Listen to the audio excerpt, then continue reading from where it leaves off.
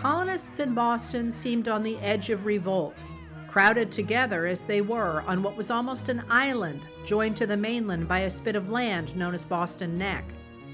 When British officials sent troops to restore order, rather than calming the town, fights erupted between locals and the British regulars. In March 1770, British soldiers fired into a crowd of angry men and boys harassing them. They wounded 6 and killed 5, including Crispus Attucks, a black man who became the first to die in the attack.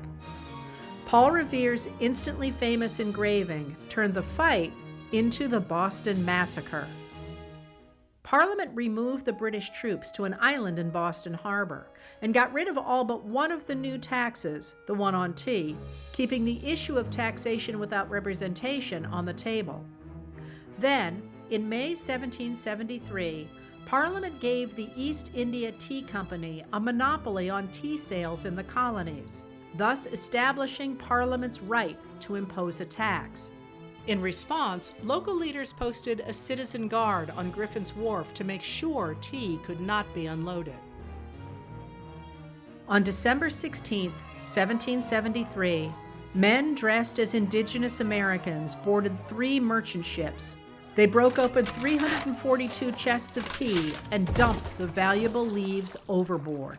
Parliament closed the port of Boston, stripped the colony of its charter, flooded soldiers back into the town, and demanded payment for the tea.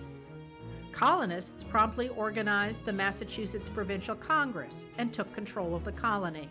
They stockpiled supplies and weapons in nearby Concord and called for towns to create Minutemen who could fight at a moment's notice.